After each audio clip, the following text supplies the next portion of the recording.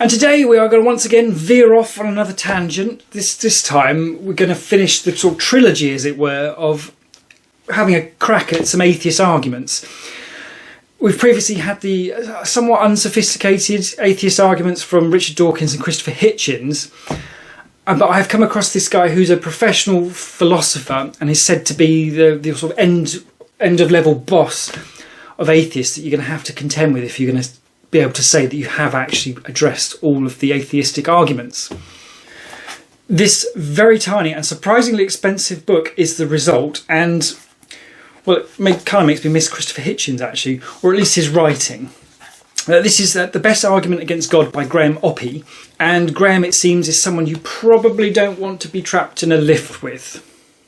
I stopped complaining about how small the book was for my £48 after I started reading the first page, and it took me 10 minutes to get through it. Partly in terms of just having to mull it back over and just make sure I'd followed what he was saying, and having to jump on the Google and look up some words. This is clearly a man who's extraordinarily smart, very good at this stuff, and basically speaks a different language to the rest of us. Interestingly, just as I got hold of this book, I was chatting to a friend of mine who I asked him what his objections to Christianity were. And he came up with there's basically two parts to his, which very much align with what's in this book. It's a sort of spooky timing, I guess, in that respect. His objections, anyway, as put in the words more of Graham Oppy, is there any reason to prefer theism over naturalism? Theism being just belief in God generally, and naturalism being broadly a proxy for atheism, but certainly the idea that everything that exists is observable in the natural world. So, does God exist is basically that question. And in the second part, is there any reason to suppose that an elaborated theism, as Oppy calls it, being so Christianity is one version of elaborated theism, Hinduism, for example, is another. So is there any reason to say one is right over the other? And it's a good question, I think. It's a difficult one because you have got to do those two parts. You have got to answer, does God exist? And if he does, who's right? Because they can't all be right. I suppose perhaps inevitably, given the title of the book, Graham Oppy reaches the conclusion that there is no God. Therefore, he doesn't really do much to address the second question, i.e. for him, anyone who believes in any God is wrong. So it doesn't matter if they're Christian, Muslim, Hindu or whatever. They're all wrong, according to Oppy. Certainly to start with, I'm perfectly happy that I have complete agreement with him on everything. But as it goes on, and there are some assumptions that creep in, and they're not sort of obviously creeping in, and some bits that he's just ignoring, that I think it's not reasonable to ignore those. He starts anyway with shooting down the ontological argument, which I'm going to simplify this very badly. But basically the idea is if you can imagine the most superior being that could ever possibly exist, then by definition that being must exist, because if it only exists in your mind, then it's not the greatest being ever. So basically there's nothing clever about not existing. That may be convincing in philosophical terms, but I mean in the practical real world it just sounds like word games, and I don't think it's going to convince anybody. So with him on that, that's just not an argument, and we'll just move on from that one.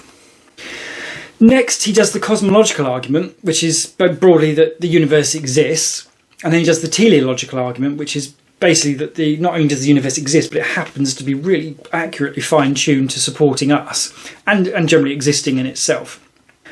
Both these arguments, however, Oppy declares hit a stalemate, because sure, science can't prove what happened before the Big Bang that caused the Big Bang, and it can't pick out why the huge improbabilities that led to us being here all happened. It's improbable, but just because we don't have a scientific explanation for it yet doesn't mean there isn't one. So he calls that stalemate, but then by default goes to atheism or naturalism, because it's simpler than theism to just say that we haven't figured out what that answer is yet.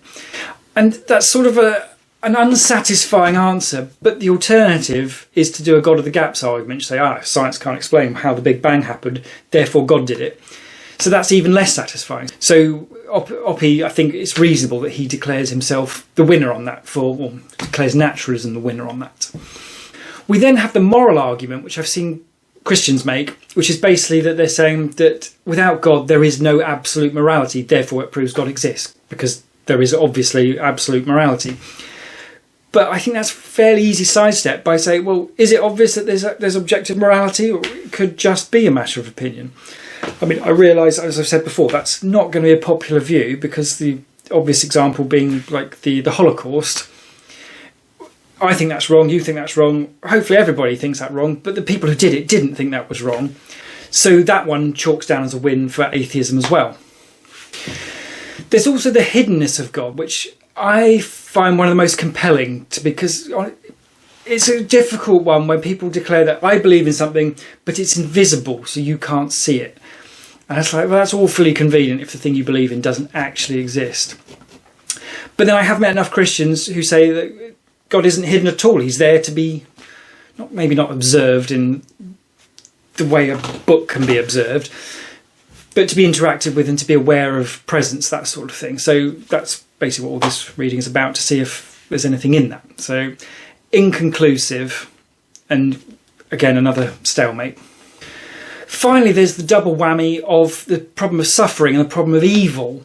But Oppie again declares this as a stalemate and gives it as a win to atheism on the basis that any explanations for how this could be okay are much simpler with naturalism/atheism, because that's just how that would be if there wasn't someone who created it and all the rest of it. So all those arguments fall foul to the whole Occam's razor idea.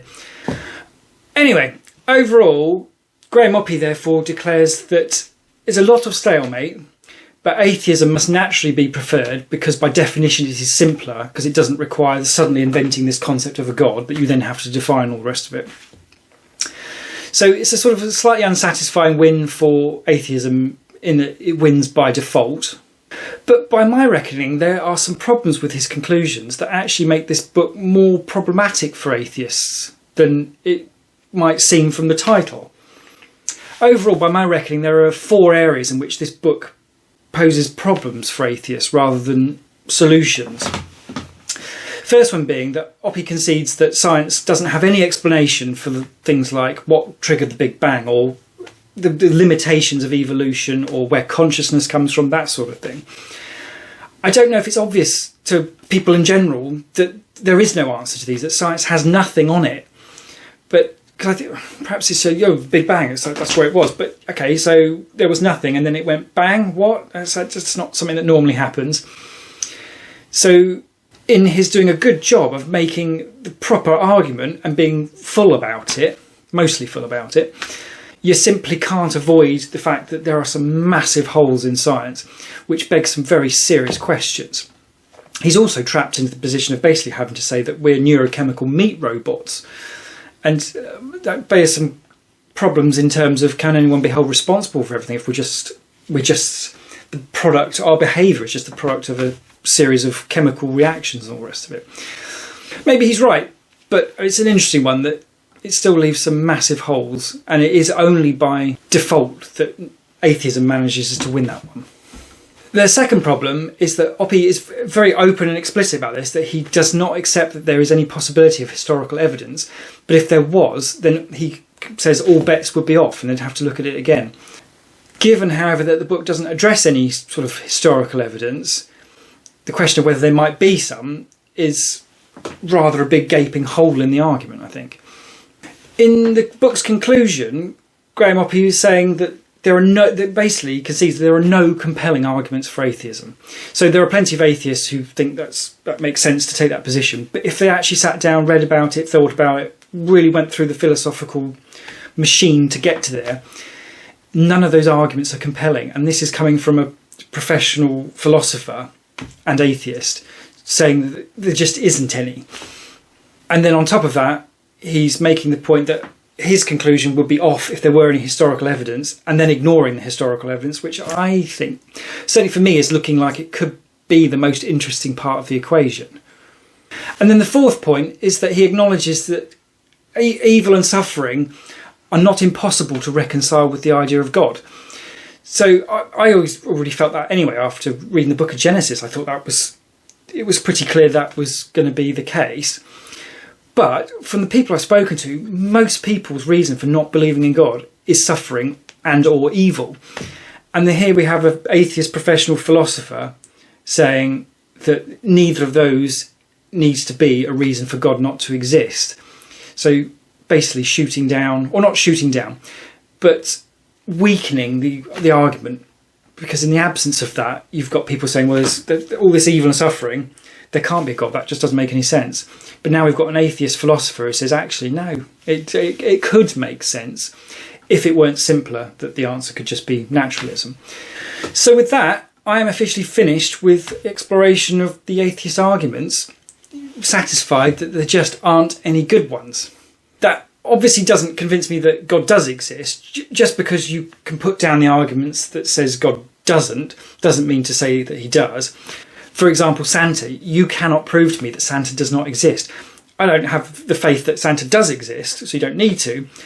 But if I was determined to hang on to that belief, you couldn't prove that Santa doesn't exist. So in that respect, this is not such a massive win for Christianity, but I do think overall it probably is a win for theists generally. It's not Christianity, we've got to work that part out, because there's an atheist professional philosopher saying that of all the big arguments against theism, none of them are compelling. So yeah, there's no good atheist arguments, so we'll stop looking at those, and for the future tangents we'll go off and look at something a bit different. I suppose while we're here we ought to rate the book, because we had, what did we have, an F+ for Dawkins, a D- I think for Hitchens. This I thought was brilliant. I mean, it is tiny, 48 quid, it's nuts. I don't know why it's so expensive, but it's very good. I think it's got to have like an A-, because I mean it's very good, it's very clever, it's cleverer than me, that's for sure. And I think the conclusions are fair in the sense that he has generally weighed everything pretty well, I think, and the conclusions make sense in the context of what he's considered. But A- rather than A+, because he has ignored the historical thing, which we're going to have to come and do some tangents on to look at, because I think that is going to be a key part of the equation. So yeah, Graham Oppy, well done there. Except, of course, atheists probably not going to thank you for it, potentially, and Christians probably quite pleased with your atheist arguments.